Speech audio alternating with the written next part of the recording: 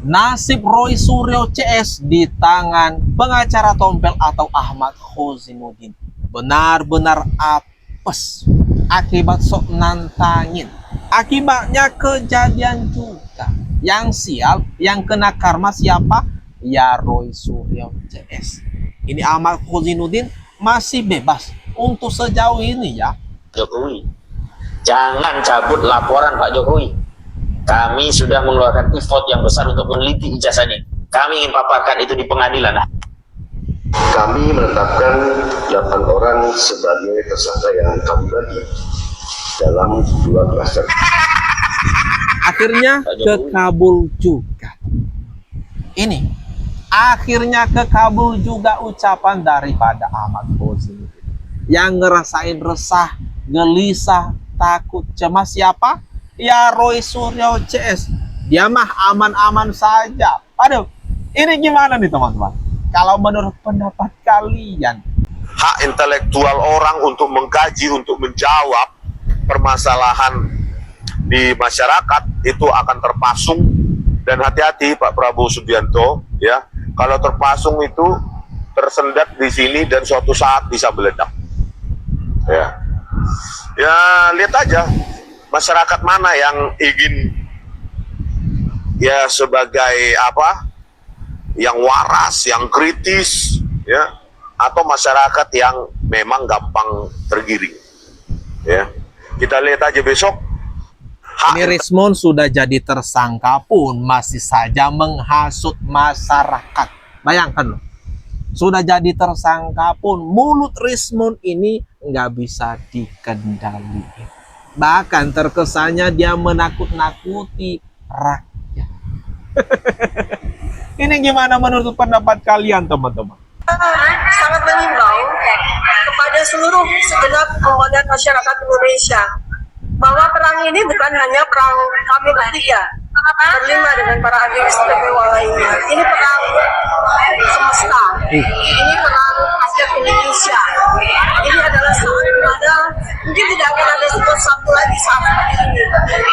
Ini adalah pertempuran terbesar dalam sejarah Indonesia, di mana rakyat biasa seperti kami yang tidak punya jabatan apa-apa, yang tidak punya keinginan apa-apa selain untuk menegakkan kebenaran, melawan mantan penguasa zolim yang menggunakan sisa-sisa kekuatannya, terutama dengan harta jarahan yang dia miliki sebesar 11.000 triliun, maka di atas kertas dia bisa membeli hukum apapun.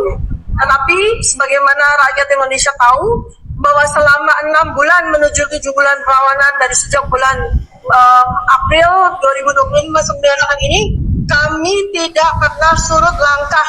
Kami terus bergerak, kami terus istiqomah, kami terus konsisten dengan langkah dan perjuangan kami untuk membuka tabir, untuk membuka kebenaran terkait dengan ijazah palsu Jokowi. Waduh, Dokter Tifa. Dokter Tifa menyebut kasus ijazah Pak Jokowi itu merupakan pertempuran semesta dan terbesar dalam sejarah Republik Indonesia. Bukannya introspeksi diri, malah menganggap dirinya yang paling benar dan yang salah itu ya Pak Jokowi. Pokoknya yang salah Bapak Jokowi. Makanya ini yang membuat mereka, ini yang membawa mereka menuju jeruji besi lebih lama lagi. Bayangkan betapa banyaknya fitnahan-fitnahan yang dilakukan oleh Dokter Tifa terhadap Bapak Jokowi dan keluarga. Komentar kalian di bawah ini. Suryo, Rismon, lulu orang itu cuma dibohong-bohongin doang, jadi tumbal sahwat mereka ingin ngancurin negara, tapi lu nggak sadar pada, termasuk Dokter Tifa, sayang banget lo jadi tersangka. Pasal 28 lo, ayat 2 atau ayat 1 kalau nggak salah itu. Ya, ancaman hukuman 6 tahun, ditambah lagi Undang-Undang ITE nomor 1 tahun 2024. Pasalnya pasal 28, pasal 30, junto pasal 48, berapa tahun? 10 tahun. Lebih 11-an tahun di dalam penjara, bos, semua. Gitu loh, minimal 5-6 tahun. Kan sayang banget kalau 5-6 tahun dalam penjara.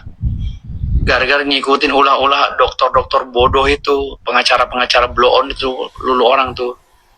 Ya, lu cuma digaung-gaungin doang. Ayo terus respon terus, beranilah sama saya. Ditambah lagi sama wartawan bodrek di sekitar Lulu orang tuh, yang selalu ngupload berita-berita yang nggak jelas, nggak terdaftar di Dewan Pers. Lulu orang ini ya jadi tumbal politik, kasihan nggak dapat apa-apa. Gue tahu Roy Suryo, supir sama pembantu lu aja kelaparan. Belum lagi kasus yang gue laporin, kasus pencurian panci ya. Ini pencurian penggelapan panci ini juga bahaya loh kasusnya. Ancaman hukumannya nggak main-main. Bisa gue arahin ke TPPU. Waduh, Firdaus ini mengatakan Roy Suryo CS sebagai tumbal atau korban yang nggak dapat apa-apa, nggak dapat apa-apa mereka. Malah mereka yang jadi korban masuk jeruji besi sebentar lagi. Kan sekarang sudah jadi tersangka. Sebenarnya kasihan juga kalau kita mikir-mikir dengan nasib mereka. Tapi mau gimana? Mereka juga yang membuat mereka masuk penjara akibat ulah mereka. Kepada beberapa pihak, khususnya dua pihak, adik-adik mahasiswa, ayo bangkit. Justru jangan seperti sargen atau sargen gitu. Ya, yang katanya Nusantara, ya, malah mendukung penangkapan terhadap kami. Ini gimana kalian? Apa kalian sudah nyaman dengan fasilitas yang ada? Itu satu. Kemana kalian ketika mahasiswa kemarin pada turun ke jalan dan memprotes, baik itu DPR, baik itu Wapres, baik itu juga yang lain? Kemana kalian? Yang kedua, organisasi namanya MUI, ya, Majelis Ulama Indonesia. Kemana ketika ada pesantren yang roboh, kalian tidak bersuara? Kenapa ketika ada korupsi di haji, MUI tidak bersuara? Tapi kenapa ketika justru ada aktivis yang kemudian akademisi dikriminalisasi, kalian justru mendukung dengan mengatakan sudah tepat penangkapan? MUI. Aduh, Roy Suryo protes kecewa. Ada BEM Nusantara dan MUI mendukung dengan penetapan tersangka mereka yang 8 orang. Ya mau gimana? Masa harus semua mendukung kalian? Kan semua udah pada pintar. MUI ini juga BEM Nusantara, bukan kaleng-kaleng bos. Mereka tahu mana yang benar, mana yang salah, mana yang bikin gaduh, dan mana keputusan yang memang benar pas. Mau protes pun percuma. Kalian sudah jadi tersangka. Bentar lagi status kalian akan meningkat.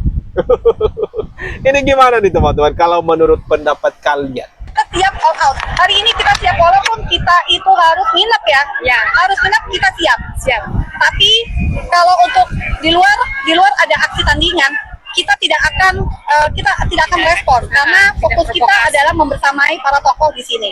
Itu aja. Udah ada. Aksi tandingan. Termul. Yang nggak berani kalau ngomong sama kita pasti. Kata mereka, pasukan ibu-ibu ini mau nginep katanya. Mau nginep ini teman. Waduh, ini gimana nih teman-teman? Pasukan yang selalu dibawa oleh Roy Suryo CS, di mana ada demo, di mana ada gerudukan aksi parah. Ini Roy Suryo CS dan kawan-kawan selalu membawa pasukan ibu-ibu atau anak-anak apa? Aduh, ini gimana menurut pendapat kalian teman-teman? Atas apa yang barusan saja kita bahas ini, kita tonton bersama ini, jangan lupa tinggalkan komentar terbaikmu teman-teman di kolom komentar ini yang ada di bawah ini. Mari kita ramekan bersama-sama.